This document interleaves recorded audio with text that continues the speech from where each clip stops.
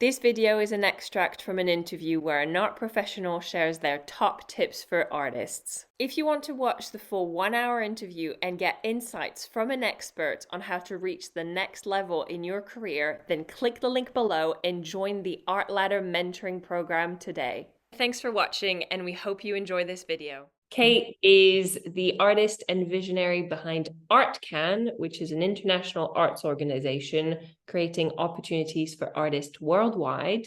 Tell us a bit about your career, because you have many hats. You are first and foremost an artist, but you're also a curator, a critic. You've done PR for museums. So I am a fine art painter. I did go through the formal sort of School of Art route, Norwich School of Art, and then I came out of art school and went, oh, how do you actually become a practicing artist? And I had no idea. So I decided I should probably just get a job. And I was very lucky. My first ever job was at the V&A in the press office, and it was amazing because it gave me this immediate insight into the more sort of formal art world structure, which I think when you go through art school you don't really have that understanding of from the business side of things. And it taught me how things happen, how events work, how to put on an exhibition on a much larger scale. It really did at the time put me on a path to actually really explore what the art world was, especially in London. And I moved on from there into sort of arts PR, very much about events, big sort of social events as well, working in a place like the Serpentine Gallery for their sort of summer party. So it was like crossing over that sort of social world as well as it being about the art world, and learning along the way as to how you could potentially position yourself as well as an artist. And then it was after sort of 10 years of that I was really missing my own practice, and I just really needed to start painting again myself. And so I decided to take all sort of the knowledge and the understanding and everything that I've explored and the contacts actually I'd made. It's all about, it's sometimes about the people and the friends that you make along that journey, to go, okay, I can do this myself. And I set up an exhibition for myself of some new work that I'd been working on behind the scenes. And it was amazing to just see my paintings again on a wall that could be seen by other people and start those different sort of conversations as a contemporary artist. But a lot of that meant that I was seeing all the same faces at my exhibitions, and there's a limit however much you love your dad. For him to buy my work, it's hardly progress. So you're like, how do I reach new collectors? How do I reach new people? And I was like, other artists must be having the same issues. So let me see if I can organize a group show, get other artists who might be interested in exhibiting in London, and put a call out for other artists for this particular exhibition. And realized that there were lots of other artists in the same situation. They were also seeing it as an opportunity to exhibit without having to rely on a gallery giving them that opportunity, especially in London. So I put the call out on sort of LinkedIn as well as on whatever, I think it was probably just Facebook at the time, I can't remember. But international artists saw it as an opportunity to exhibit, which they would never have had that opportunity or reach into the UK sort of art market in that sort of way. And so it did then suddenly become almost like an important offering to the contemporary art world that there was an exhibition opportunity, especially in London at the time, that meant that anybody could apply to it. And then suddenly it had its own identity, which meant that other people contacted me saying, when's the next exhibition?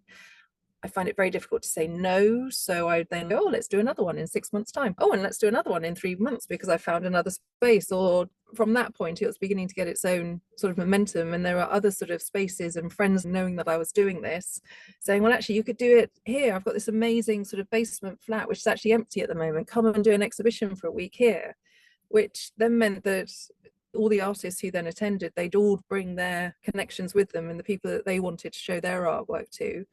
And then that we'd be sharing that. So every single private view was absolutely nuts because there are so many people. If you think of that ripple effect for each artist inviting people to an exhibition, we always kept it, there was one artwork per artist. It had a sort of theme and a structure to it, and we just put it on in different places, and it would become very accessible to anybody that wanted to support artists at that time. And it was about 4 years down the line, 3 years I think actually, it's got to a point where it was a proper program that was beginning to be built. I just ended up with this sort of momentum, and I was like, okay, I need to actually get some trustees and help, and this could probably be formalized into something because there was obviously a need. I mean, all of the artists, from some who are still with us now, from right at the start, just absolutely embraced the fact that they were given the opportunity to do something themselves about their own practice and their own career, without having to tailor their practice or tailor their artworks to a specific gallery expectation. We have an international program, so it's not just UK. And actually, strangely, the pandemic as well shifted the focus away from it being London centric, which I'm really proud of. I think that's just brilliant, because I don't want ArtCan to be seen as only if you live in London are you able to exhibit with ArtCan or find it accessible. Just opening it up means that the amount of artists from wherever can actually engage with us and with our program. So we have UK exhibitions. We do tend to have at least one big exhibition in London a year, just because there's a lot of our artists who are in London, and also we get some amazing spaces and places. And because we are so many artists, the diversity of the programming means that every artist might have something that they can engage with throughout our sort of program for the year. I still can't say no though. So if someone says, "Oh, I'd like to do this," I'm like, "Okay, how can we do that? What should we do?" So, how we usually structure these talks is we talk a bit about your background and then I pick your brains about some really practical do's and don'ts. For anybody who doesn't know, you have been a selector for many opportunities in art prizes, including the ING Discerning Eye exhibition at the Mal Galleries. You obviously look at the applications for ArtCan and many other projects. So you see a lot, basically. Do you have any practical tips for artists to maximize their chances of making a good first impression? Tick all the boxes. There is always a reason why someone has asked you to submit some content. Always. For any exhibition, I think it is always making sure that you have read the submission before you actually decide to fill it in, and actually making sure that you've done the prep work and the research behind the scenes so that you can confidently complete it, and don't leave it to the last minute, unless you're actually literally just typing up what you've already been preparing for the 2 weeks before it up to that particular point. It always shows when something's been rushed. It always shows when the typos are there. It is absolutely brilliant if you find someone, a friend, to actually read your text, read your bio, make sure it actually makes sense, and that you're not trying to bamboozle with different words that you read in someone else's bio and think it sounded cool, so you've added it into yours. It's like we can really tell. So just really use people around you and make sure that you don't feel isolated with any submissions as well. That is a really good tip I think I should share. Just making sure that you're coming across really consistently is important, because as you mentioned, I have been on quite a few selection processes, and I have seen quite a few applications from different artists, or the same artists for different exhibitions. And there have been some where you recognize the sort of name in the artwork, and then their submission has been beautifully consistent across all of the applications, and you're like, wow, they're really confident with their messaging and who they are, and it just gives you confidence that particular artist is going to, if you ask them to submit a caption on this date in this format, then they're going to do it, and you're like, that would be really nice. So it's just it gives that reassurance for the selectors as well, that they're dealing with professionals. Yeah, the attention to detail and your own consistency across everything you're doing is really important. Do you have any advice for artists seeking to create their own shows, residencies, projects? Find your tribe. Don't ever try and do something just on your own. Unless you're incredibly lucky enough to have been gifted a space and a budget, you need to make sure that you have got your team around you. Even if it's just your exhibition, you still make sure that I still call my dad and say, would you mind coming to do this to help? It's like making sure you've got your team, you've got your people, you've got your network.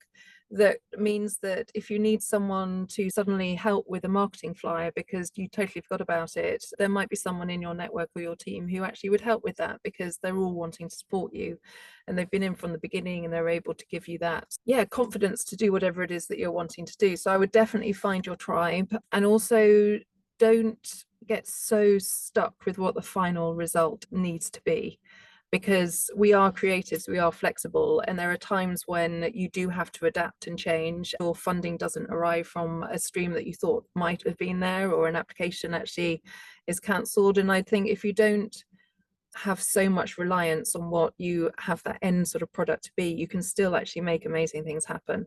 So I think it's maintaining that sort of fluidity of thought as a creative to make sure that runs through to any event or any exhibition or anything it is that you're actually doing. because once you've done it once, you then realize actually it's pretty easy, especially if you do have your team and your network around you. The one thing we all need to remember is that everybody loves artists. We are this sort of fascinating, amazing contribution to society that everybody wants to support and be a part of, especially those that don't understand or feel that they are able to express themselves visually as an artist.